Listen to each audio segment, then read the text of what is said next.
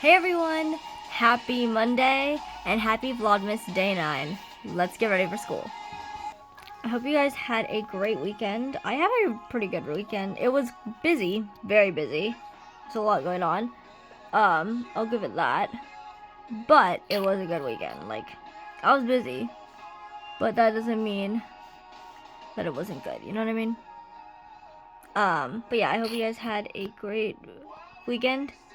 And let's make it a great week. So yesterday for church I did this like base where I was kind of running late, so I was trying to do like quick makeup. So I did all my makeup, but I didn't do foundation. I just did halo glow. So I'm gonna try doing that again and seeing if it looks good as well. I did have to kind of douse my face in setting powder because I just looked way too glowy. But I also did use the Say glowy super gel because I had the mini like in sun glow, and I got the Lumi Glotion and stopped using the other one, and I was like, I need to use this because like I prefer the Lumi Glotion. I feel like it makes me look less greasy and it doesn't have a smell like at all, so I just prefer that one over the Say. But I need to use it, so I'm not just gonna like throw it away. So, yeah. So I used that today, and I used it yesterday too. So I don't know if that's what made me feel like I looked greasy rather than glowy, but now I'm not looking too bad. So maybe we'll be okay. I feel like Halo Glow makes you give you like more of a glowy, like natural base, cause like I feel like it gives you, like, it kind of looks like you have foundation on, but like it doesn't really look like you have foundation on. So that's what I like about it. The slight like little look gives you a tiny bit of coverage and makes you look really glowy. Okay, so it's time to talk about our topic for today. So I was gonna talk about nonstop flight again, but something happened over the weekend in little Drake Bell lore. So I thought that I would talk about nonstop flight another day and talk about this today. So I'm gonna let this sit a little bit. I don't know if it did anything last time, but I'm gonna let it sit a little bit. So while I let this sit, I'm gonna contour. So Drake Bell, for those who don't know, was at this like nostalgia con thing. So I think it's like a Comic-Con, but for like older shows or something like that. I'm not really quite sure what it is. If anyone knows, let me know. But I'm pretty sure that's what it is. Like kind of like a Comic-Con, but for like older shows. Because I know, like, I think, oh god, I know his name. What's his name? Nathan Kress was there.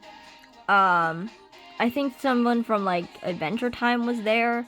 So I think like older cartoons, and stuff like that. Like that's kind of what it's geared towards.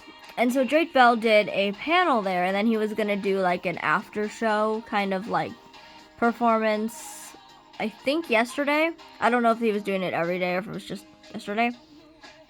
I think it was just yesterday. So,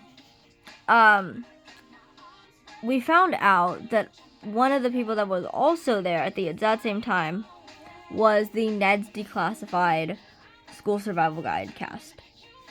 And there are pictures and stuff up on Instagram of that cast hanging out with Drake and his team. And so, y'all know I never shy away from controversy, so that is what we're talking about today. That a lot of people felt really awkward about this, like looking back on like Instagram and stuff and being like, why are they hanging out? And I'm just like, because for those who don't remember or maybe never heard about it, there was a lot of controversy after Quiet on Set with Drake Bell and the Ned's Declassified cast. So for those who don't know, after Quiet on Set, it was like, I'm not really quite sure when it was. It was like sometime like in like March or something. I'm not really sure. Like, I think it was maybe still March. The Ned's Declassified cast was on, it looked like they were in a gym or something, and they were like on TikTok live, and they were talking and hanging out and like doing stuff as, I guess, friends do. And one of the people on their TikTok live had asked about Quiet on Set, I think. I don't really know what exactly they asked because we don't really have entire context. I think they asked something like, had they seen it or something, or what do they think about it, or something of that nature. I'm not entirely sure. But they kind of started talking about it a little bit, and they made this one particular comment. I like the way that someone said this, when I read this online, is that they didn't call it a joke, they called it a comment, because it's not a joke. And I agree with that, like, 100%. Like, what they said was not a joke, and so they were talking, and they started, like, joking around with one of the other cast members. So they were joking with the other cast member, I think his name's Daniel, like, Daniel Curtis Lee. And they were joking around like he was like Devin Warkaiser, which was the main character. Like he was like a executive or something. I'm not gonna actually say the joke, but like basically like a producer or someone higher of power in Nickelodeon, and Daniel was like a higher, or a child actor or something, or someone lower. And let's just say that the joke, the quote-unquote joke, I can't really do that with this brush in my hand, but the quote-unquote joke was by no means funny. And honestly felt a lot more like I'm pretty sure almost everyone took it as they were making fun of the abuse and trauma that Drake Bell had gone through, which is never okay. Also, I swear I talk about this and then Drake Bell starts playing. But I love this one. I love this cover. I love this cover so much. Say what you want about covers, but some covers just hit, and this one does. So if y'all have never heard Drake Bell's cover of La Camisa Negra, I highly recommend. Go listen to it. So that was what their quote-unquote joke read very much as. And someone had screen recorded it, and it had found its way to Drake Bell himself. And then he made a comment on Twitter, because it was that disgusting of a comment. Like, it was, if you guys have never seen, I'm not gonna quote it here. I don't think I've quoted it before, and I won't quote it. But it is a disgusting, horrible comment, that the fact that someone could say that and be okay with it is just kind of scary. But anyway, it made its way to Drake, and Drake was upset, rightfully so. And the Ned's Declassified cast kind of apologized. I mean, it was really just Devin Warkaiser, and then it kind of apologized, but not really. Like, apologized in, like, really bad English, I guess. Literally said, "Gutted, I hurt you."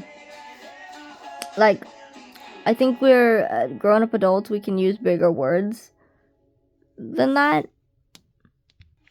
But anyway, so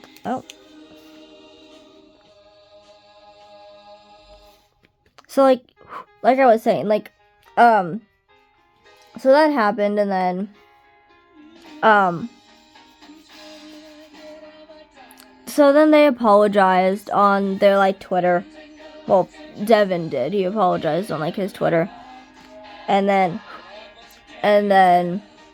the podcast released, like, the